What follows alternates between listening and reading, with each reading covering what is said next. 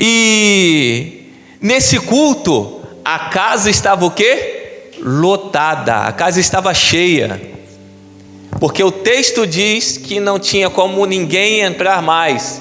Então também é um sonho de qualquer um pastor, a igreja está lotada. Então é o culto dos sonhos de qualquer uma liderança. E nesse culto tem o quê? Pecador. Nesse culto tem o quê? Milagre. E nesse culto tem perdão de pecados, salvação, que ele também foi salvo, aquele paralítico. E dentro desse culto também tem a presença de Jesus, que é o mais importante. Jesus estava na casa. Então é o culto dos sonhos de qualquer um pastor. E no versículo 2 aqui, a Bíblia diz que ajuntaram tantos naquela casa que não tinha mais lugar. E eu acho interessante nesse texto que os 4 amigos aqui que trouxeram o paralítico para a presença de Jesus, eles não queriam lugar de destaque, eles estavam preocupados com a alma que eles deveriam levar até Jesus. Enquanto muitos estavam preocupados com posições, muitos estavam preocupados em estarem no lugar de destaque, existiam outros que estavam preocupados com as almas, levar as almas até Jesus. Versículo 2, parte B, a Bíblia diz: anunciava-lhes a palavra, irmãos. Essa é a função da igreja, essa é a função para os jovens, essa é a função para as irmãs, essa é a função para os varões, de anunciar o evangelho, anunciar a palavra. Essa é a função da igreja. A função da igreja não é te fazer milionário, não é te enriquecer. A função da igreja é de anunciar a palavra para você poder ser salvo. Essa é a função da igreja. E o versículo 3 aqui continua dizendo, vou ser bem rápido: e vieram ter com ele, conduzindo um paralítico trazido por 4. Mas aqui eu aprendo uma grande lição. Eu preciso ter amizades que me levam para perto de Jesus. Eu preciso ter amizades que quando eu tiver caído, vai pegar na minha mão e vai levar para a presença de Jesus. Jovens, o que você precisa ter na sua vida é amigos verdadeiros que te levam para a presença de Jesus. Amigos verdadeiros não te levam para as drogas, não te oferecem bebida, não te levam para a prostituição. Amigos de verdade te levam para a presença de Jesus.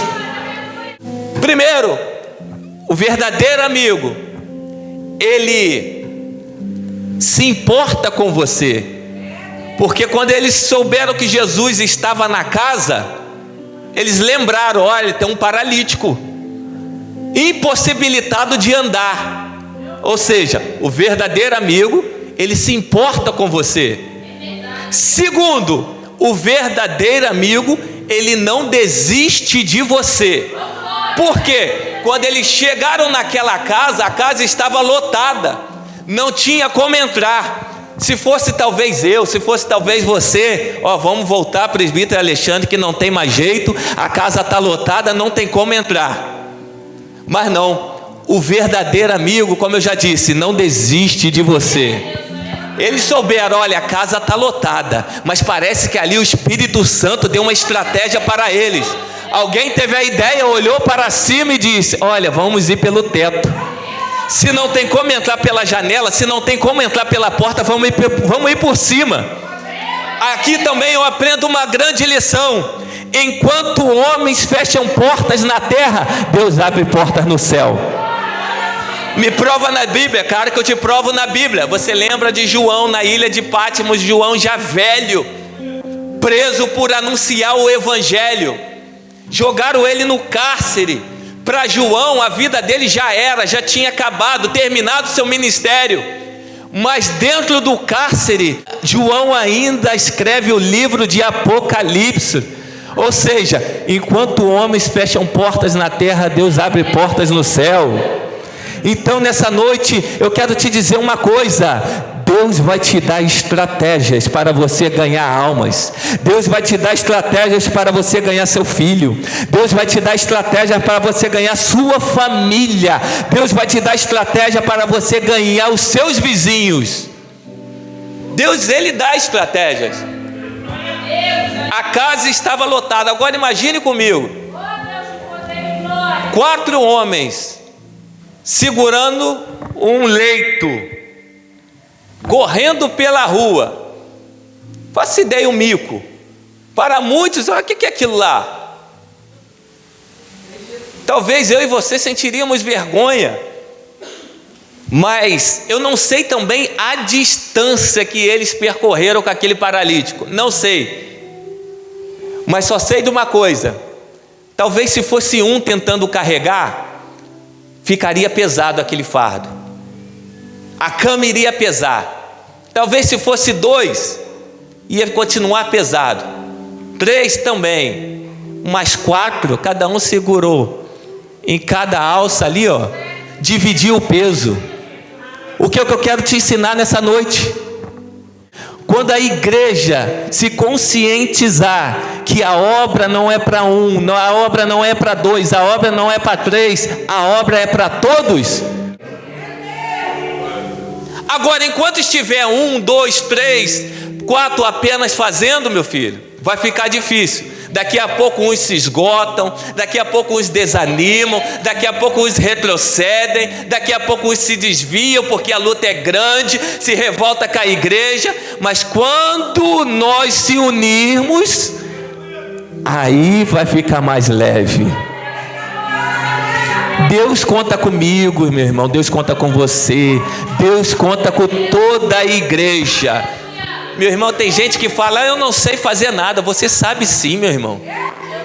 Se você entrar aqui só de abrir a porta da igreja, você já está fazendo algo. Já está fazendo algo. Se você chegar aqui e colocar água aqui, como já colocaram aqui para mim, você já está fazendo algo. E eu acho interessante aqui que quem está na porta, esse negócio de porta é um perigo. Porque quem está na porta não entra e também não sai e não deixa ninguém entrar.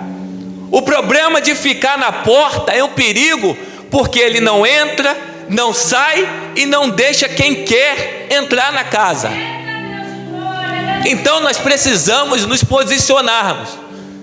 Ou você entra ou você sai e deixa quem quer fazer entrar. É isso que nós precisamos entender. Às vezes nós não sabemos se estamos dentro e nem fora. E quem está lá fora não quer entrar, não quer vir para a igreja, porque quem está na porta não se decide se é de dentro ou se é de fora. Então nós precisamos tomar uma decisão: ou nós entramos ou nós saímos de uma vez. Mas viver de fachada não dá. Porque quando eu vivo de fachada, quem está lá fora não quer entrar pelo péssimo comportamento que talvez eu e você nós estamos dando. O péssimo testemunho. Mas Jesus quer nos comunicar nessa noite através da palavra dele. É noite de sair da porta e entrar para a presença de Jesus. É noite de tomar uma posição e entrar para a presença de Jesus. Seja exemplo para os lá de fora. Paulo disse para Timóteo: Timóteo, seja exemplo para os fiéis. O que vem na frente do talento, da habilidade, dos dons espirituais é o exemplo. O que vem na frente do talento, das habilidades, dos dons é o exemplo. Porque não adianta termos talentos, habilidades, dons, se nós não temos o exemplo. É por isso que Paulo diz: Timóteo, era um jovem. Seja exemplo para os fiéis.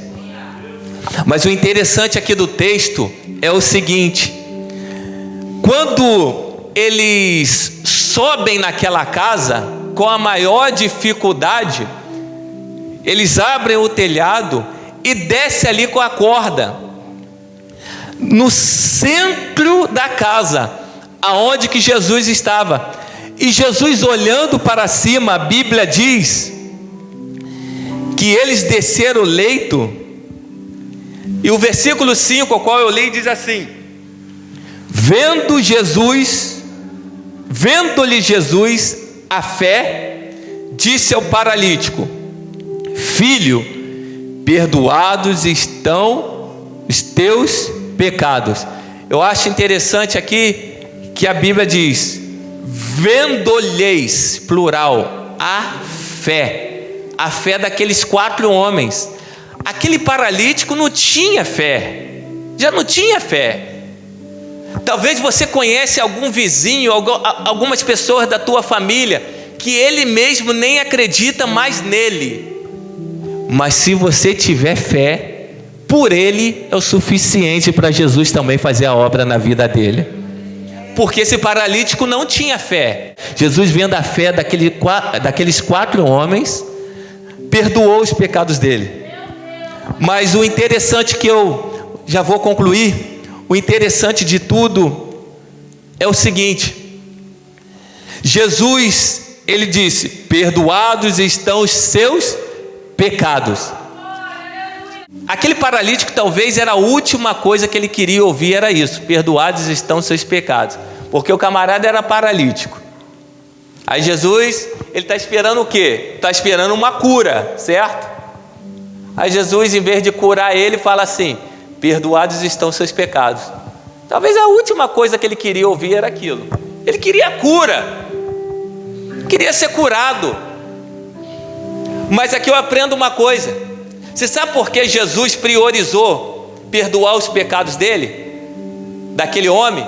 Porque a prioridade de Jesus não é te curar, não é me curar.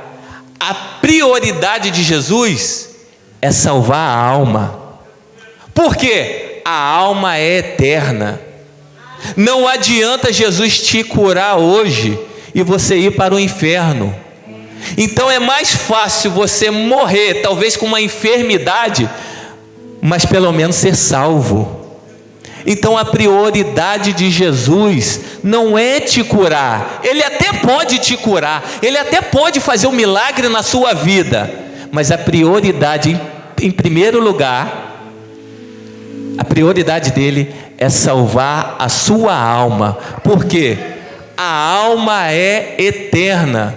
Quando nós partirmos desse mundo, a vida continua, porque a alma é eterna. Então nós precisamos tomar uma decisão. Se você partir hoje, se eu partir hoje, como é que está a sua alma? Como é que está a minha alma? Então a prioridade é a alma, porque quando você entrega a sua alma para Jesus, Ele automaticamente perdoa os seus pecados. Tudo aquilo que você fez vai ser apagado e Ele vai escrever uma nova história na sua vida, e você terá vida eterna. Lá você, como já foi dito aqui pela irmã, lá não vai ter mais choro, lá não vai ter mais dor, não vai ter mais doença, não vai ter mais morte, tristeza, não vai ter lembranças ruins, não. Você vai viver eternamente na glória de Deus. Mas primeiro você precisa aceitar Cristo como seu único e suficiente Salvador. Só Jesus, Ele nos leva para o céu. Só Jesus, Ele pode salvar. Só Jesus. Aí ele disse assim no texto aqui, ele percebe que os fariseus no texto estão murmurando. E olha só, um culto que tem a presença de Jesus, o culto que tem é cura, o culto que tem transformação, o culto que teve evangelismo, o culto onde o paralítico tem seus pecados perdoados. Ainda tem gente murmurando no culto. O culto lotado, aonde Jesus ganhou uma alma, e aqueles estão criticando. E nos nossos dias não é diferente, irmão. Às vezes tem esse espírito de fariseu, porque às vezes pode ter cura, pode ter libertação, pode ter almas salvas, mas passou um pouquinho da hora, eles murmuram, mas esquece que teve cura, teve renovo, teve batismo no Espírito Santo, teve salvação, e a gente ainda sai reclamando, porque isso é espírito também de fariseu, é o farisaísmo moderno. Então a gente precisa tomar cuidado também com isso. Jesus está fazendo a obra, está salvando, está transformando pessoas, e você ainda sai do culto murmurando. Cuidado com esse espírito. E aqui não era diferente. O culto estava ótimo, o culto estava lotado, e tinha gente dentro do culto reclamando, ou seja, está morto. Infelizmente eu estou falando aqui, está morto espiritualmente. Olha aqui, versículo 6: estavam ali assentados alguns dos escribas, que arrazoavam em seu coração, dizendo: por que diz assim, blasfêmia? Quem pode perdoar pecados senão Deus? E Jesus, conhecendo logo o seu espírito, que assim arrazoavam entre si, lhes disse: por que arrazoais sobre estas coisas em vosso coração?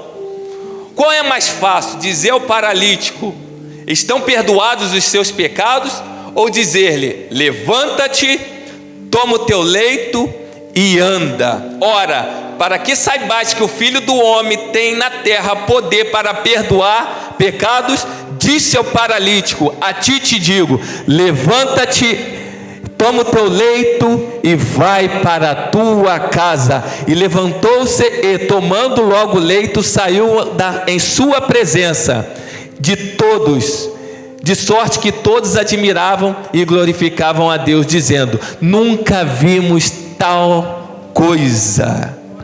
Irmãos, nessa noite eu quero te dizer, nessa noite eu quero te dizer uma coisa. O fariseu, ele não está preocupado com você, com o que você passa, com o que você sente. O fariseu, ele está preocupado com a sua cama, com o seu leito apenas. É só isso que ele se preocupa. E para terminar eu digo uma coisa: quem tem verdadeiros amigos, jovens, não morre paralítico. Nessa noite, procure verdadeiros amigos, porque quem tem verdadeiros amigos não morre paralítico. Porque quando você estiver fraco, quando você estiver passando por um momento difícil na sua vida, quando você não tiver condições mais de caminhar, os verdadeiros amigos vão atrás de você. Nem que for para te carregar no colo, nem que for para te carregar nas costas. Então, o verdadeiro amigo, ele se importa com você, ele não desiste de você. O verdadeiro amigo, por último, te leva para a presença de Deus. E eu não sei como é que você entrou aqui nessa noite. Não sei. Que eu e você, igreja, nós possamos trabalhar sempre em união e lutando pela mesma causa. Quem trabalha com divisão é o diabo. Deus trabalha com união. Mas eu não sei como é que você entrou aqui nessa noite, mas o verdadeiro amigo é Jesus. E Ele quer, nessa noite, perdoar os seus pecados, apagar tudo o que você fez e escrever uma nova história na sua vida. Ele quer salvar a sua alma, Ele quer transformar a tua vida, Ele quer te dar vida eterna. Ninguém sabe o dia de amanhã. Talvez nós vamos deitar, nós não sabemos se vamos levantar. Então é por isso que você não pode deixar para amanhã o que você pode fazer hoje. Então nessa noite está lançado o convite. Você quer aceitar Jesus como seu único e suficiente Salvador na tua vida? É só você levantar, dar um passo de fé, que Ele vai apagar tudo o que você fez de errado na tua vida, e Ele vai te dar uma nova vida. Tem alguém que deseja aceitar Cristo como seu único e suficiente Salvador? Jesus primeiro, antes de te curar, Ele quer te salvar. Como assim Ele salvou a vida desse paralítico? Se não tem, que Deus possa te dar uma nova oportunidade.